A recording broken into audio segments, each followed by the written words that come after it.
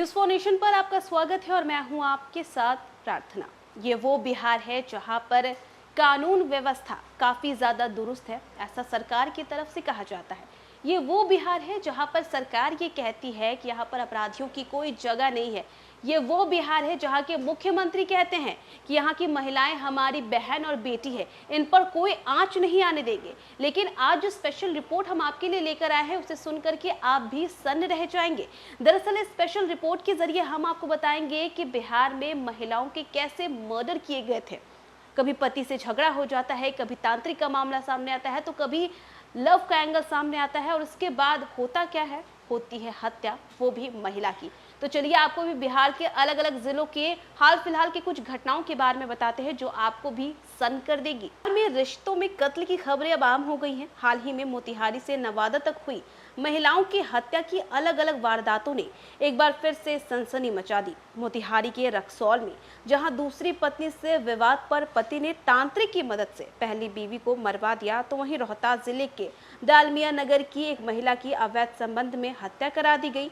जबकि नवादा जिले के वारसिलीगंज में पति ने आपसी विवाद में पत्नी को मौत के घाट उतार दिया और जाकर के थाने में सरेंडर कर दिया।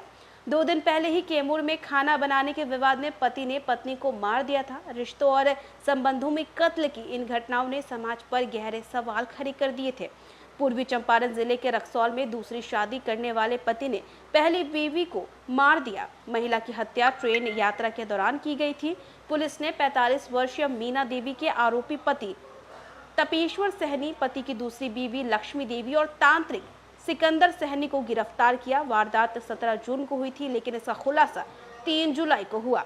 पुलिस ने कहा कि तपेश्वर सहनी ने नेपाल जाकर के लक्ष्मी से दूसरी शादी कर ली थी और जब पहली पत्नी मीना देवी को पता चला तो पति पत्नी में विवाद होने लगा। तभी उनकी मुलाकात तांत्रिक से हुई थी। उसने समाधान के लिए 50-50 हजार रुपए की मांग की और फिर प्लानिंग के तहत तांत्रिक मीना देवी को झांसे में लेकर के मोतिहारी से ट्रेन में लेकर गया। मसना डी हॉल्ट के पास उसे मारकर के फेंक दिया। रोहतास जिले के डालमिया नगर थाना क्षेत्र से 4 दिन पहले किडनैप हुई महिला रानी खातून की हत्या का खुलासा पुलिस ने शुक्रवार को कर दिया। पुलिस ने महिला के प्रेमी विकास कुमार और उसके सहयोगी बिट्टू को गिरफ्तार किया। दोनों डालमिया नगर के मकराई के रहने वाले थे। रानी खातून को कार में बैठा करके औरंगाबाद की तरफ ले गए थे। वहां गला घोट करके उसकी हत्या कर दी गई और फिर बारून थाना क्षेत्र स्थित नहर में उसे फेंक दिया गया।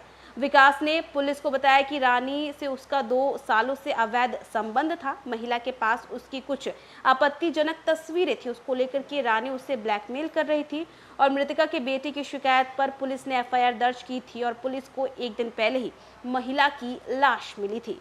नवादा जिले के वारसिलीगंज नगर परिषद क्षेत्र के खानापुर गाँव में भी पति ने चाकू से गोद करके अपनी पत्नी की ही हत्या कर दी। घटना के समय बचाने आए साले को भी चाकू से वार कर उसे घायल कर दिया था। उस गंभीर हालत में पटना रेफर कर दिया गया और इस वारदात के बाद आरोपी पति मौली कुमार ने वारसिलीगंज थाने में पहुंच करके सरेंडर कर दिया। मृतका पूजा कुमारी की उम्र महज 28 साल थी। पति पत्नी का विवाद चल रहा था। ससुराल में 1 दिन पहले पुलिस आई थी। पत्नी को समझा बुझा करके मायके भेजा था और अगले ही दिन पति ने बीवी के मायके में कहर मचा दिया। कैमूर जिले के अधौरा थाना क्षेत्र के बघौता गांव में 1 जुलाई की देर शाम घरेलू विवाद में पति ने पत्नी की हत्या कर दी, फिर खुद को भी गोली मार दी और इस वारदात ने पति पत्नी के रिश्तों को सवाल के घेरे में खड़ा कर दिया।